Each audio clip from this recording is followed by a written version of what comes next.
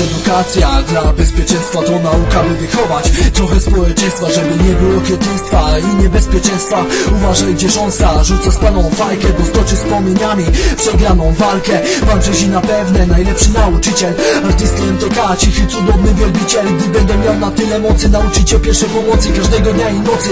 Wyciągnę wam broń, a my łapiemy za broń. Uwaga, obrona cywilna, dzień i w nocy będziemy trzymać wartę, wiemy ile życie warte.